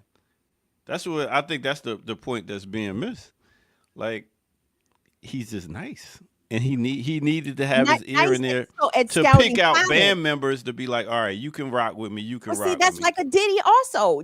I'm not saying he didn't have an eye or ear for talent. You know what I'm saying? He can clearly identify the talent, Somebody's saying James could play instruments, which I don't know what James played. I have no idea. So yeah, I might. Somebody's saying James played the piano, the guitar, harmonica, and the drum. Oh, look at that. So I never seen him playing none of that. Because he's too busy. He had to. He's too busy getting that cake put on him and saying, please, please, please, please, please don't. Come on now. They would be. I mean, that's my part of me. This might be overstretching. What would they have been if hip hop, Prince, Sly, all them cats, all them cats? If there wasn't like James, even the funk era is because of what James laid down before. So how can we not say, Quincy Jones was a great engineer, producer, yeah. But what genres did Quincy? Could you say flow from Quincy? All that work that Quincy did. What flowed from that? You know what I mean? Like he was great he created great music, but I think within the genres in which he produced music at a elite level, right? Within pop, he produced premier pop songs. Within whatever genre Frank Sinatra and him is in, like he produced premier levels of that. The jazz, premier levels of that. No, did he create new genres of music? Not in the same way James Brown did. No, I wouldn't say that. That means that I win. Did I win? Did I win the argument? You won this one. I wasn't that bad though. But Kim, you gotta give me, even if I didn't win. Come on, Kim. He had his I points. give it to you. I give it to you. No, this is a robust. You know what I'm saying? This is a healthy debate. You know what I'm saying? So the kind of debates that I can participate in. So yes. He gonna go tell his kids after this show, like, listen, y'all was talking about music, and they listened to me. They believed me. Nice. Oh, snap! Big up to James and all Yeah, the big different up. musicians You know. and the bands. We can't forget the bands. Cannot. Nah. All right. Well, that's what it is. We got about 16 minutes left. I'm sure y'all got something else to talk about. Get to work. I got some news. I got some more news. You ready, Hey, Kim? everybody. Yeah. Well, Oh, just go ahead. real Do you quick, too. hey, remixers, thank y'all so much for joining us, participating with us, chatting with us this morning. Like the video, subscribe to the channel. Go support us if you were able to at blkliberationmedia.org, or you can just follow the channel on social medias, Instagram. Where else are we at? We on X, holding strong, I suppose. We are on X, and they don't let you play live stuff no more. And I'm Oh, just waiting. You know what? I'm just waiting for this Blue Sky thing to take off. I'm still trying to get off of this platform. But Kamau, so now that I guess TikTok got a reprieve, we should really be trying to build TikTok, because you can go live on TikTok. I think all you need is 1,000 followers to go live. So we could, and I see lives all the time on TikTok. Yeah. So, But do you think it's going to last though? Like how? Like I mean, are the Chinese are they going to really sell their shit? Like Trump is all about like in 75 to 80 days he's going to make a deal. Like what does this deal mean? Like you know what I mean? Like he's going to make a deal. What is this deal? Like so they just the company said that they're not selling to an American company. And so is it going to be like, hey, if they sell 10% or 20%, he's going to count that as a deal? So I'm again, the whole blustery nature of the dude. I don't know what the deal. What is this deal? So in 75 days, this law is going to go to in fact. And I do love the fact that people are now leaving TikTok for like, what is it, like Red Note? yes. I feel like that is like the best outcome that I've seen or whatever like that. Did you see that coming? Did you see that one coming? Not at all, because obviously I had no idea that there was other apps that existed. You know what I mean? That people could choose from. So folks went in and the fact that they're choosing that, and then Red Note is putting in changes in terms of translation and language to welcome all these folks, which means Congress is going to have to go back to the drawing board and do another ban, and then another ban, and then another ban. So that part I find hilarious. Again, it's all a waste of time, but I find that part hilarious that people, not all waste of time. I also like the fact that people are, at least a sufficient amount of people you can see making fun of the U.S. government and seeing through the BS or whatever of claiming that, oh, TikTok is the one we need to worry about with their information when all these other social media companies have their information. So I do appreciate people, what feels like people, an awakening of some sorts and or an understanding of some sorts. It doesn't mean it carries further in a lot of other ways, but I appreciate the small amounts. I got two questions. Why aren't we dealing with fan base? I know that's a black social. What is Isaac fan Hayes- base? Isaac Hayes' son. Oh, I've heard about. Okay. Yeah, that's another outlet. And then who owns YouTube? Google. So It's a Southeast Asian bruv running the junk. But the whites own everything. So, but they put a brown face in charge. So YouTube is a Google product. okay, So so Google is name. Owned by Alphabet, Google, right? nigga. Google, big tech. Google. Google. Yeah, that Google. It's Yeah. Google. No other Google. Google. Is it the 'Cause I big company never- named Alphabet? Is that Google? Or was that somebody else? The what? The big corporation is named Alphabet, I think, or something like that. Oh, That owns Google or something no, like I that. just thought it was Google. But Yeah.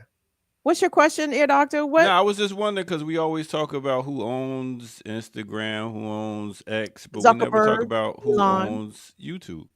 Google. Google. Yeah, she's right. Yeah, Google, and it is owned by Alphabet, which is the parent company of Google YouTube, and several other whatever. So it's no face. It's a bunch of people. Well, I mean, it's all owned by corporations that have faces in front of them. Like, so, except for X, face. which is, I mean, X is a corporation, but it's a private. The rest of those companies at this stage are public companies, which means they sell stock on the stock market that anybody can buy. X went private, and so it is owned by whoever the private shareholders are.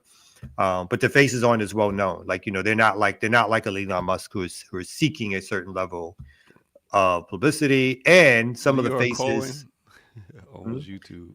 Some of the faces that you see as the CEOs, as Kim reporting out, are hirees who make incredible amounts of money and have some shareholding, but they're not necessarily the majority shareholders. They're supposed to be just the people who can run the company the best, or the ones that they have. Now, I'm not sure why people haven't tried fan base.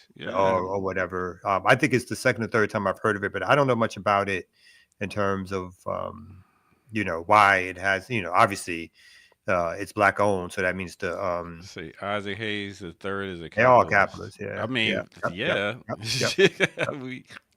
You get in the business to win, not to not make money.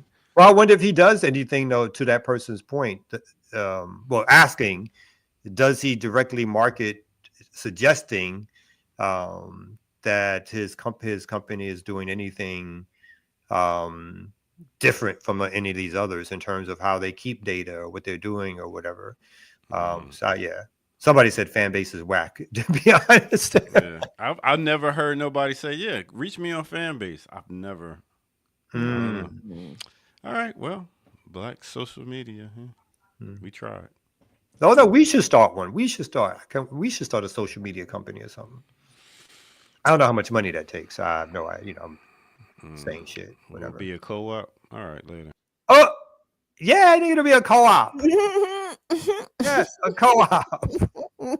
I think he said that with No, I know. sarcasm dripping. Yes, there was no hiding of that whatsoever. Yes. Yo, I'm not sure. Shout out to Ricky and Jackie holding us down yesterday. I'm not sure if they brought up the news pertaining Nigeria becoming a partner in BRICS. Did you hear that? I have heard that. Yeah. I can bring up a story real quick on that. And Marco Rubio, I'm not sure if he said it in his confirmation or after his swearing in or whatever, but the new Secretary of State brought up concerns about BRICS. And I said, oh, good. Y'all scared. That's excellent. I'd love to hear that. He was talking about the trade deal, I believe, between Brazil and China, in which they're going to be trading absent the US dollar. If I understand that correct me, chat, if I have misstated. And he's like, but if countries don't trade on the dollar, then the dollar is going to be worthless in 5 years. Yeah. That's the goal, right? That should be the goal. I don't know. Yeah. So very quickly, AP, Nigeria is admitted as a partner country of the BRICS bloc. And so Nigeria has been admitted as a partner country, and this is a new status, I think. Hopefully the article will talk a little bit more about it, but it may be a new status that leads to full membership. Has been admitted as a partner country of the BRICS bloc of developing economies, according to Brazil, the group's chair.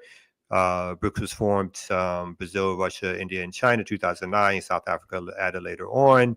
Last year, the bloc added Iran, Egypt, Ethiopia, and the United Arab Emirates. Saudi Arabia has been invited to join. Turkey, Azerbaijan, Malaysia. Azerbaijan. Thank you so much for that. Have formally applied to become members, and a few others have expressed interest.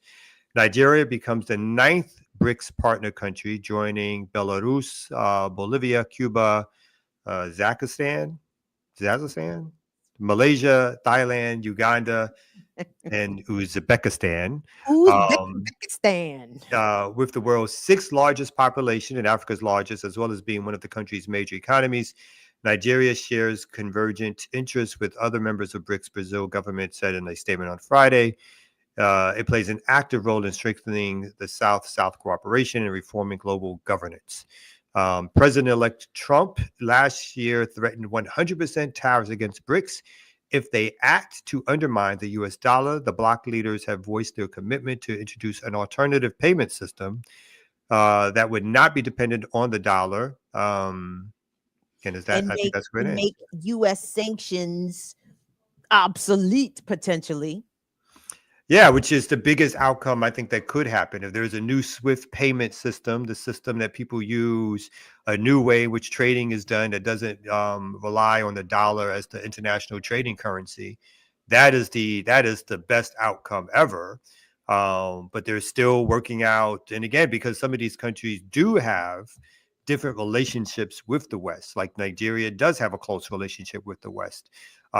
Turkey obviously is in NATO. Brazil, for all its posturing, is at best progressive left, right? So there's a lot of different political objectives within BRICS. The question becomes, is part of those political objectives aligned enough so that they will push forward this new system of how to conduct themselves in terms of international trade?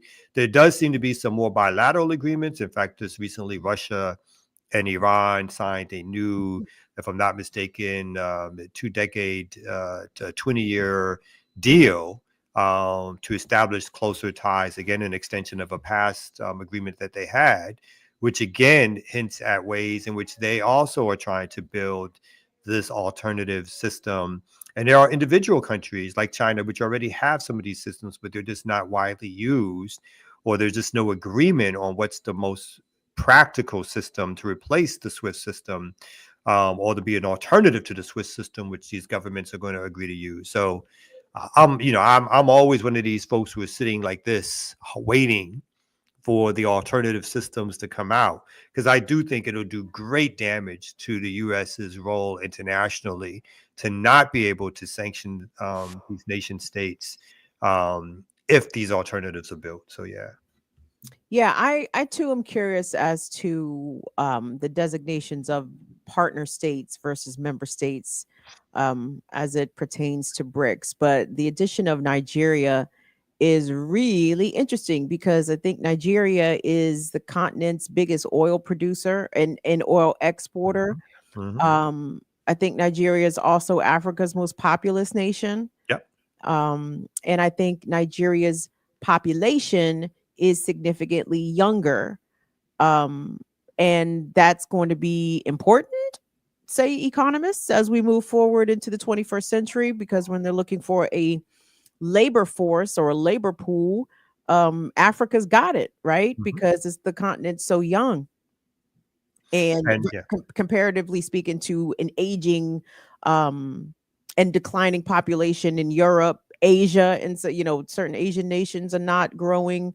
In the U.S., well, absent immigration, the native U.S. population is also kind of in decline somewhat. So I think this is a something. I don't know how big of a deal it is, but it's definitely something. And the fact that it's kind of all on the radar of the new Trump administration, they're not looking past this or overlooking this. They understand that de-dollarization could absolutely be a global game changer. So I'm glad to see this coalition of countries continuing to grow and hopefully, to strengthen numbers. And remember, now BRICS now has Ethiopia, South Africa, and Nigeria, the 3 biggest economies in Africa, are members of BRICS in some version or another. And so that also moves towards, if these economies, these South, what we term the South used to be called Third World, which I still like as a term. Economies again can find ways to trade with one another outside the Western imperial system. And Nigeria has many, has at times been a stand-in for Western imperialism on the continent, and or been a guide to help support Western imperialism going forth, like what Nigeria at one point threatened invasion when the Sahel countries were breaking away. So it's very interesting to see how these internal politics play out, and what these countries are attempting to get in terms of in terms of joining BRICS? Are they looking to help create those alternatives to Western domination? And I love the fact that you said like Rubio and Trump are overtly worried, scared, making threats to these BRICS countries, because they do understand that if they were to be able to create some of these alternatives, that it would be a big move away from Western hegemony in the world, because they would not be able to do exactly what you're saying: threaten sanctions, cut off access to important trading partners, access to resources.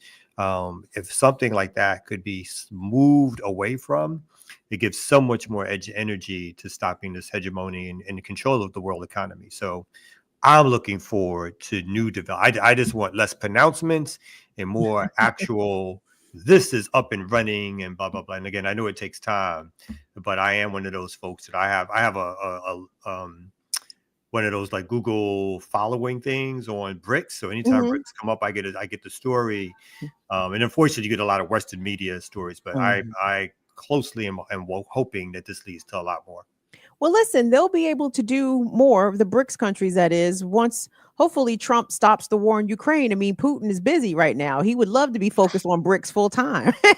So if they would just give Russia the Donbass region or whatever the fuck they asking for, just go ahead. Putin can be finished with this so he can focus on de-dollarization. Mhm. Please and thank you. Well, please and thank you, Ear Doctor. We Hey, we appreciate did it. another Thursday. We made it through. Big up Mhm. to all our people in the chat room that came through. Big all the people that came through on the live and rocked out with us from Twitter to, wait a minute, did I say We're not Twitter? on Twitter No, I mean, broadcasting. what's that other thing we Twitch? on? Are we on Twitch? Twitch. Yeah. Oh Twitch. shit, we're on Twitch. Yeah, we've been on Twitch. From What is Twitch. Yeah, from Twitch to YouTube to Facebook. We outside. So big up to everybody that tuned in. What you got coming up, Kim Bridown? I Besides got classical breakdown coming up with you at 11 o'clock this morning. Do we So need stay to show tuned. We you? will be revisiting the illustrious career of one Mary J. Blige. Yes. Looking forward to that. And of course, we got Burn It Down with Kim Brown coming up Friday at 7 p.m. We got over 7,000 subs, everybody. So I like to thank y'all. Thank y'all for absolutely nothing. It's like I'm kidding. No, thank y'all for everything. Don't turn come out on them. Don't turn come out on them. Oh, I know, right? Just That's ungrateful. Like that's it. Only 7,000 of y'all. How come we ain't got 15,000? How come we ain't got 50,000? No, I appreciate every button push is gratitude from me to you. So thank you guys. What we got coming up here? Come out. Oh, we got it's time again. I'm gonna start pushing this like thunder. You know what I'm saying? You got 2025 National Black Radical Organizing Conference. You can see the counter. We got 126 days, 19 hours, 59 minutes, and 55, 4, 3, 2, 1 seconds before this conference kicks off.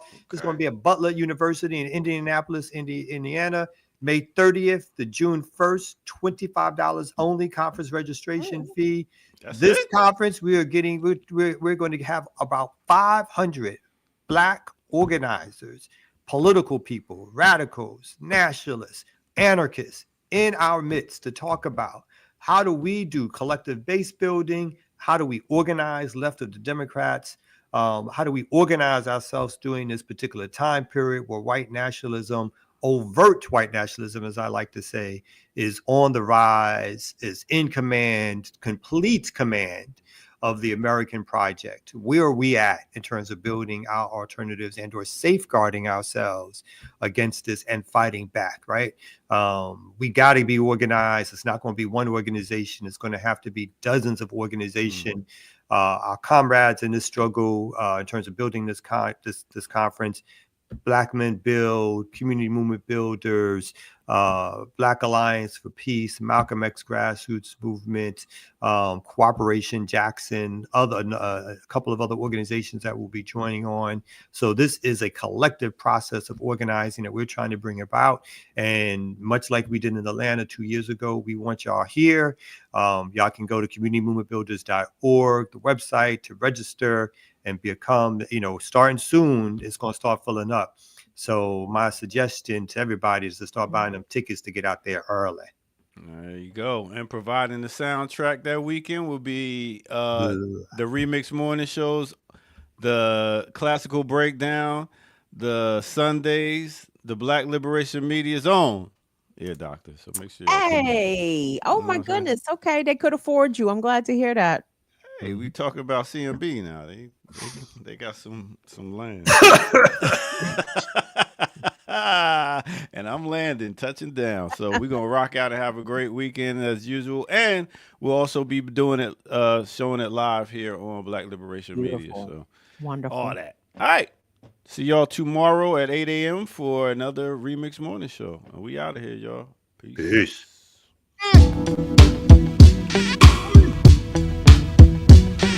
It's the Remix Morning Show.